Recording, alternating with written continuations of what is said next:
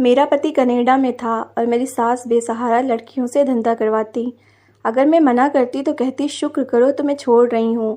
तो ये सुनकर मैं खामोश हो जाती। एक दिन मेरी सास 15 साल की अनाथ बच्ची को घर ले आई और बोली ये सोने की चिड़िया है। लेकिन जैसे ही रात को उसके कमरे में कोई आदमी जाता तो उल्टे पाँव भाग आता। एक दिन मेरी सास ने एक आदमी से वजह पूछी तो कहने लगा खुद जाकर देख लो। मेरी सास अंदर गई तो फौरन भागती हुई बाहर आई, क्योंकि वो लड़की तो आज फिर मेरी सास एक बेसहारा लड़की को घर ले आई थी। 4 महीने में ये 5वीं लड़की थी जो मेरी सास घर लाई थी। मैं समझ नहीं पाती थी कि आखिर मेरा पति कनाडा में ऐसा भी क्या कमाता था जो मेरी सास हर 20-25 दिन बाद अनाथ आश्रम से एक बेसहारा लड़की उठाकर ले आती थी। कहती थी कि अनुराग ढेरों पैसे भेजता है, बहू हम दोनों का खर्च ही क्या है, हम बस 2 ही तो लोग हैं, हम दोनों का कौन सा इतना खर्च है। अच्छा है ये जो बेसहारा बच्चियां भी कुछ निवाले खा लेंगी। बात कुछ निवालों की नहीं थी। मैं उन्हें बस देखती रह गई, लेकिन कुछ कह नहीं सकी। इन्हें क्या फ़र्क पड़ता है। मेरा पति तो घर से दूर धक्के खाने गया था, नौकरी करता था, पार्ट टाइम जॉब भी शुरू कर दी थी ताकि पीछे इनकी माँ और मुझे परेशानी का सामना ना करना पड़े। और यहाँ मेरी सास 2-2 हाथों से पैसे लुटा रही थी और मैं अपने पति की जुदाई सह रही थी। मेरा दिल जलकर खाक हो जाता था अपनी सास की मेहरबान तबीयत पर, लेकिन मैं कुछ कह नहीं सकती थी क्योंकि मेरे पति ने कहा था माँ से कभी कुछ मत कहना, मुझे तुम्हारी शिकायत अपनी माँ के मुंह से नहीं सुननी। जब भी वो मुझे फ़ोन करते हमारा सारा समय शिकवे शिकायतों में ही गुजर जाता। मैं यही कहती कि माँ जी को पैसे संभाल कर रखने चाहिए ताकि हमारा बैंक बैलेंस बढ़ सके, आप भी जल्द वापस आ सके। मैं कब तक जुदाई का गम सहूँगी। मेरी शादी को बस 5 महीने ही तो हुए थे। मेरी और अनुराग की संगत बस 1 महीने की ही थी। उनकी कंपनी की छुट्टी ख़त्म हो गई तो वापस कनाडा चले गए और मैं यहाँ अकेलापन सह रही थी। जितनी भी बचत मैं करने की कोशिश करती, माँ जी अनुराग से मेरी शिकायतें करने लगती। तेरी पत्नी ने कंजूसी शुरू कर दी है, इसलिए मुझे मेरे खर्च के पैसे अलग भेजा करो, मैं तेरी पत्नी के सामने हाथ नहीं फैलाऊंगी। अनुराग मुझ पर भड़कने लगते, कहते मैं ये सारी मेहनत अपनी माँ के लिए कर रहा हूँ, तुम क्यों उन्हें रोकती टोकती हो।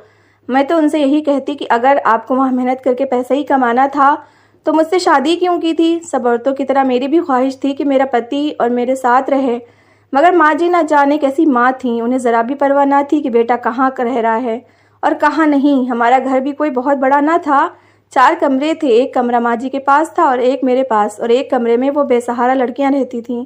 एक कमरा खाली था और हर वक्त उस पर ताला लगा रहता था। मैंने आज तक कभी उस कमरे को नहीं देखा था। शादी के बाद जब मैंने अपनी सास से पूछा इस कमरे में क्यों ताला लगा रहता है तो कहने लगी इसमें मेरा सामान है, ये ऐसे ही लॉक रहेगा, कभी भूल कर भी इस कमरे में जाने का सोचना भी मत। जिस कड़क अंदाज में उन्होंने कहा था, मुझे उस वक्त उनका लहजा अजीब सा लगा था कि ऐसा भी क्या खजाना छुपा रखा है कि वो इस तरह का व्यवहार कर रही हैं। मुझे आज तक माँ जी की समझ ही नहीं आई थी। कभी तो उनका व्यवहार मुझसे इतना मेहरबान होता, मुझे लगता कि वो मेरी सगी माँ है, मुझे गले लगाती, प्यार करती, और कभी ऐसा रूखा और अजनबी से लगता जैसे हम दोनों एक घर में रहते हुए भी एक दूसरे से अनजान हैं। शादी के 1 महीने बाद ही मेरी सास मुझसे ये कहकर गई कि वो काम से जा रही हैं और वापसी पर अनाथ आश्रम से एक लड़की ले आई जो कि 17-18 साल की थी, जो बहुत डरी सहमी सी थी। पहले तो मुझे ही लगा कि माँ जी नौकरानी लेकर आई हैं। मैंने माँ जी से कहा नौकरानी की क्या ज़रूरत थी, हम 2 लोग ही तो हैं, घर पर होते हैं, मैं इस घर का सारा काम कर लिया करूँगी। माँ जी ने मेरी बात सुनकर उन्होंने उस लड़की को अपने साथ लगाया और कहने लगी कि वो इसे बेटी बनाकर लाई हैं, ये बेसहारा लड़की है। ये सुनकर मैं चुप सी हो गई। मैंने सोचा चलो कोई बात नहीं, ये तो पुण्य का काम है, लेकिन माँ जी ने तो ये सिलसिला सा शुरू कर दिया था। हर 25 दिन बाद एक लड़की ले आती और कहती कि बेसहारा है। वो लड़कियां 17-18 साल की होती। मुझे अब उनकी ये हरकतें बुरी लगने लगी थीं। उन्हें अगर भलाई करना था तो अनाथ आश्रम में कुछ पैसे दे देती, लड़कियां अपने घर लाने का क्या मतलब था। फिर दूसरी अजीब बात ये थी कि वो लड़कियां ज़्यादातर समय एक कमरे में ही गुजारती, मुझसे बात तक न करती, उनका खाना भी मुझे बनाना पड़ता, बाकी के अपने काम वो खुद करती। आज भी मैंने अनुराग से शिकायत की तो माँ जी के माथे पर बल पड़ गए थे। मैं सुबह नाश्ता बना रही थी कि तभी उन्होंने मेरे हाथ से पराठे छीन लिए। कहने लगी रहने दो, मैं खुद बना लूँगी, मुझ पर और मेरी लड़कियों पर एहसान मत करो। अभी मेरी बूढ़ी हड्डियों में इतना दम है कि खुद काम कर सकूं। मैं समझ गई थी कि ज़रूर अनुराग ने इन्हें समझाने की कोशिश की होगी और वो हर बार की तरह बात को समझने के बजाय ऐसा ही व्यवहार करती थी। मैंने कहा माँ जी आप बात को समझ क्यों नहीं रही, आप 5 लड़कियों को अनाथ आश्रम से लेकर आई हैं, हमारे घर में कहाँ इतनी जगह है कि हम 5 लड़कियों को रख कर उनके खर्चे उठा सकें। लेकिन वो मेरी कहाँ सुनती थी। कहने लगी, वो लड़कियाँ मेरा मसला है, आज के बाद अपने पति की कमाई अपने पास ही रखना, मुझे नहीं चाहिए। इस वक्त वो गुस्से में थी, इसलिए मैंने भी उनसे कोई बात नहीं की और उन्हें उनके हाल पर छोड़ दिया। लेकिन ये बात यहीं तक कायम नहीं थी। कुछ दिन बाद ही मुझे महसूस हुआ कि मेरे सर में अब दर्द सा रहने लगा है। मैं रात को खाना खाकर सोती हूँ तो मुझे बहुत गहरी नींद आती है और जब सुबह उठती हूँ तो मेरे सर में दर्द सा रहने लगता है। मैं बहुत परेशान होकर रह गई थी। मैं नहीं जानती थी मेरा सर क्यों हर वक्त चकराता रहता है। मैं दिन भर भी नींद में ही रहने लगी थी। एक रात मैंने खाना नहीं खाया और दूध ही पीकर सो गई। उस रात मुझे इतनी गहरी नींद आई थी, लेकिन जो कुछ उस रात को हुआ वो मेरे लिए यकीन के काबिल नहीं था। रात के 3 बजे मुझे किसी की सिसकियों की आवाज़ें आने लगीं। आवाज़ें इतनी तेज़ थी कि मैं अपनी नींद से जाग चुकी थी। मैं उठकर बैठ गई। मुझे लगा वो आवाज़ मेरे कमरे के बराबर वाले कमरे से आ रही है, जिस पर हर वक्त ताला लगा रहता है। वो कमरा मेरे कमरे के बराबर में ही था। मुझे हैरत सी हुई कि कौन इस वक्त रो सकता है। मैं अपने बेड से उठकर खड़ी हो गई और दरवाजे तक पहुंच गई, लेकिन मुझे तेज़ झटका सा लगा। जब मैंने दरवाज़ा खोलने के लिए अपने कमरे के दरवाजे का हैंडल घुमाया तो दरवाज़ा नहीं खुला। मेरा दरवाज़ा बाहर से बंद किया गया था। ये देखकर तो मैं हैरत का शिकार हो गई थी कि मेरे कमरे को लॉक करने की क्या ज़रूरत थी। मैं दोबारा अपने बेड पर आकर लेट गई और ये सोचने लगी कि ये क्या सिलसिला है। इस वक्त कौन सी लड़की उस कमरे में रो रही है जहाँ आज तक माँ जी ने किसी को भी जाने नहीं दिया। मेरे कमरे में बस एक खिड़की थी जो कि आंगन में खुलती थी और खिड़की पर लोहे के रॉड लगे हुए थे। मैंने खिड़की खोली। पूरा आंगन अंधेरे में डूबा हुआ था। मुझे समझ नहीं आ रहा था कि मेरे कमरे को बाहर से बंद क्यों किया गया था। हमारे घर का नक्शा कुछ ऐसा था कि मेन गेट से अंदर आते ही एक बड़ा सा ओपन आंगन था। उसके बाद अंदर लाउंज का दरवाज़ा आता था। कमरे अंदर लाउंज में ही बने हुए थे, लेकिन उनकी खिड़कियां आंगन में बनी हुई थी। मेरा दिमाग इस वक्त इस बात पर उलझा हुआ था कि माँ जी ने मेरा दरवाज़ा क्यों बंद किया और माँ जी की लाई हुई लड़कियों में से कौन सी लड़की को माँ जी ने इस कमरे में बंद कर रखा था और क्यों, जबकि मैंने माँ जी को कभी भी उन लड़कियों से सख्त व्यवहार करते हुए नहीं देखा था। मैं ये भी नहीं सोच सकती थी कि उन लड़कियों के बीच झगड़ा हुआ होगा और उनमें से एक लड़की उस कमरे में जाकर रो रही हो, क्योंकि उस कमरे पर ताला लगा रहता था और चाबी माँ जी के पास होती थी। मतलब माँ जी ने ही उस कमरे में उस लड़की को भेजा होगा, लेकिन क्यों? उन्होंने मुझे भी सख्ती से मना कर दिया था। पहली बार मैंने ये भी सोचा कि आखिर उस कमरे में है क्या। मैं अपनी खिड़की पर खड़ी इस गुत्थी को सुलझाने की कोशिश कर रही थी कि जब आंगन की लाइट जली थी। सामने जो कुछ मैंने देखा मेरे होश उड़ाने के लिए काफ़ी था। जो कुछ मैं देख चुकी थी मुझे लगा कि वो एक भयानक सपना है। ऐसा कौन हो सकता है? मेरे घर पर ऐसा घिनौना खेल खेला जा रहा है। मेरा इस वक्त ये हाल था कि काटो तो खून ना निकले।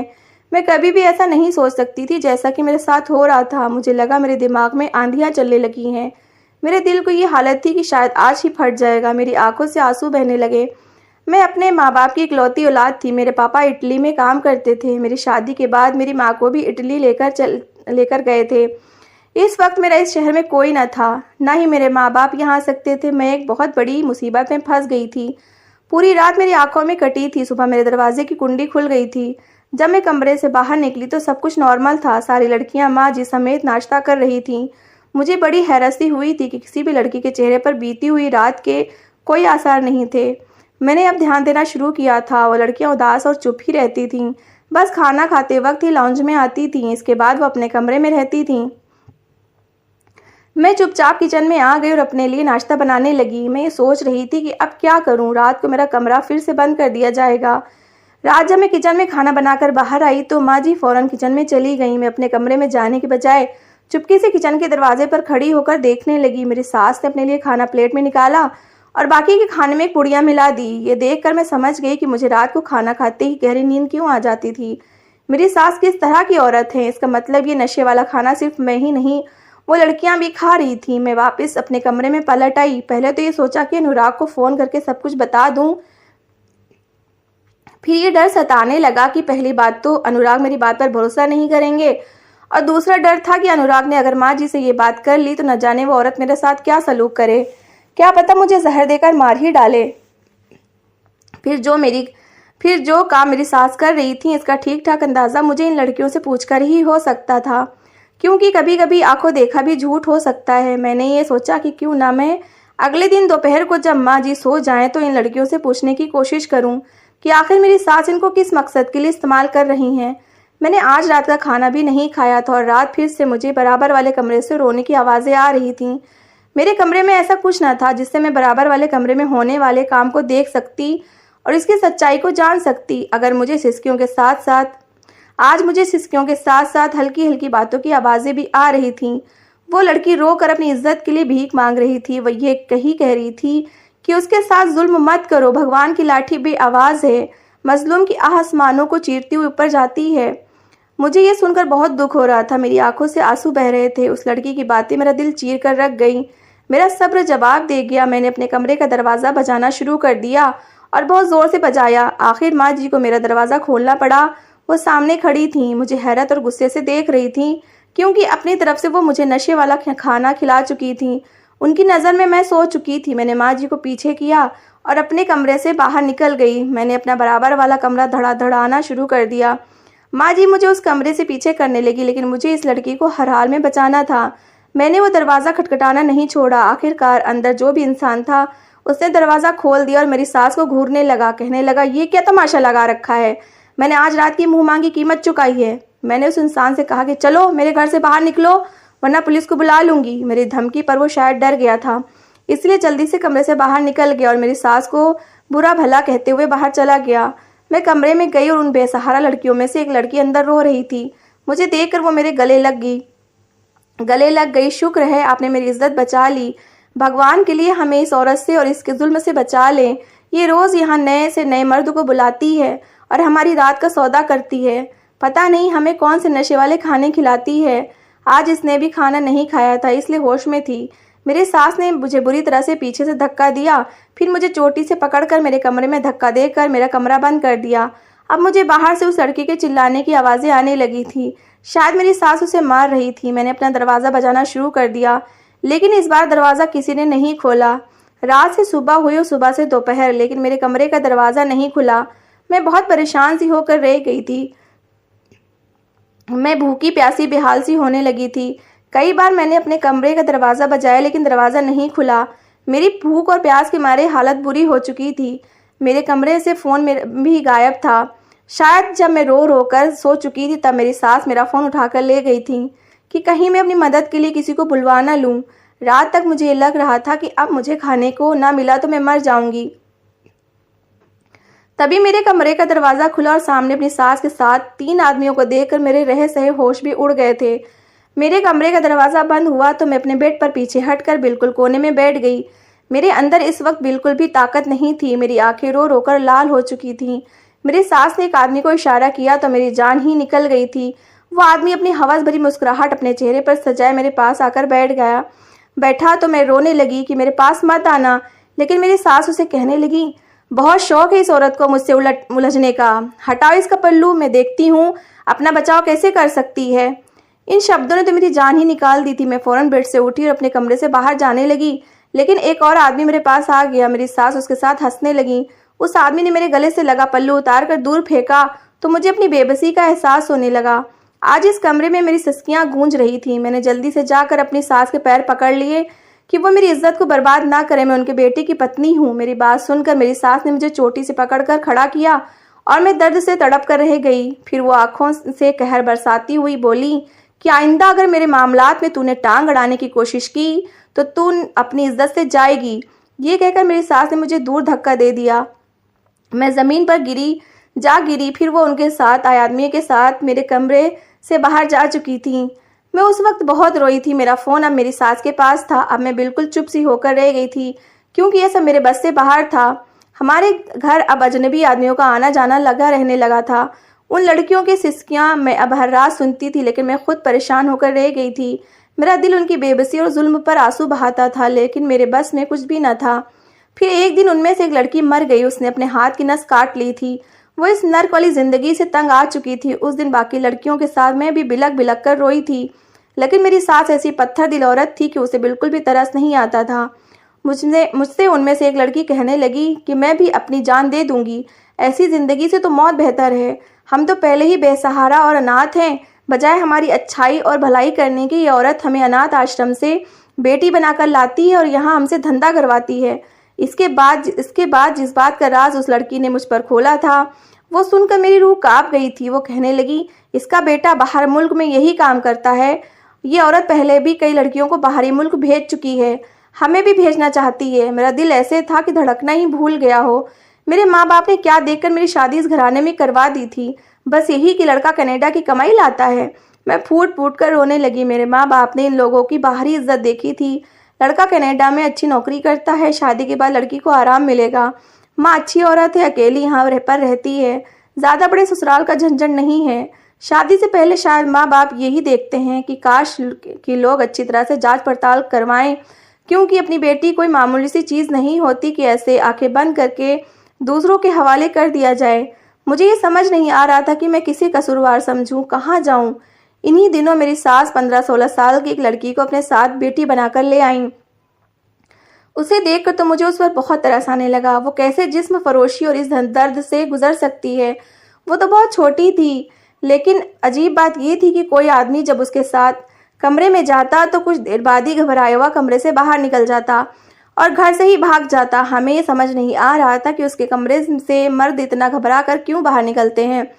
ऐसा किसी एक के साथ नहीं हुआ था, बल्कि जो मर्द भी अंदर कमरे में जाता, भागता हुआ कमरे से बाहर निकलता और बाहर भाग जाता और दोबारा कभी लौट कर नहीं आता। मेरी सास के तो ग्राहक ही टूटने लगे थे। एक बार मेरी सास ने उस आदमी से पूछा जो उस लड़की के कमरे से बाहर आया था और भागने की जल्दी कर रहा था। सास कहने लगी कि तुम कमरे से क्यों भाग रहे हो? वो कहने लगा कि जाकर खुद देख लो, और वो आदमी चला गया। मेरी सास उस कमरे में चली गई और कुछ देर बाद ही उनकी चीखों की आवाज़ आने लगी। वो रोने पीटने लगी और बेहोश हो गई। जब हम कमरे में गए तो ऐसा कुछ भी ना था। वो लड़की बड़े आराम से बैठी हुई थी। जब हमने पूछा कि तुम ऐसा क्या काम करती हो कि लोग भाग जाते हैं, तो वो कहने लगी कि जब भी कोई मर्द उसकी इज्जत से खेलने आता है तो वह तेज़ आवाज़ में गीता का पाठ करना शुरू कर देती है और उनकी तबीयत अजीब सी होने लगती है कि वो कमरे में रुक नहीं सकते, इसलिए भाग जाते हैं। गीता के पाठ की ताकत ऐसी ही होती है। मैंने इस औरत के सामने जब गीता का पाठ पढ़ने की कोशिश की तो ये औरत चिल्लाने लगी और बेहोश हो गई। मुझे पता है कि भगवान के सामने कोई गुनाहगार ठहर नहीं सकता। जब मेरे दिल में भगवान है, मेरी ज़ुबान पर गीता का पाठ है, तो फिर मेरा कोई कुछ भी नहीं बिगाड़ सकता। मैं इस 15 साल की लड़की की बातें सुनकर हैरान रह गई थी। इसका भगवान पर विश्वास इतनी कम उम्र में भी कितना मजबूत था। मेरी सास को दोबारा होश ना आया और वो मर गई। अनुराग वापस आए तो मैंने उनसे तलाक ले ली और अपने माँ बाप के पास इटली चली गई। मैं जब भी मंदिर जाती हूँ तो मेरे सामने उस लड़की का चेहरा घूमने लगता है। उस 15 साल की लड़की का भगवान पर विश्वास बहुत ही मजबूत था। उसे लगता था कि गीता का पाठ उसकी रक्षा करेगा, और ऐसा ही हुआ था। बेशक गीता के पाठ में बड़ी ताकत है। काश कि भगवान हमारे दिलों में उन पर विश्वास इतना मजबूत कर दे कि हमारे सारे मसले हल हो जाएं। लेकिन हम अपने परेशानियों को हल करवाने के लिए दूसरों का सहारा लेते हैं। भगवान पर विश्वास बहुत ज़रूरी है। एक भगवान ही तो है जो हमारी हर तरह से मदद करता है। तो दोस्तों, कैसी लगी आपको मेरी कहानी? अगर कहानी अच्छी लगी है तो प्लीज़ इसे लाइक करिएगा, शेयर करिएगा और अपनी राय कमेंट बॉक्स में ज़रूर दीजिएगा। और मेरी अच्छी अच्छी कहानियाँ सुनने के लिए मेरा चैनल सब्सक्राइब करिएगा। Thanks for watching.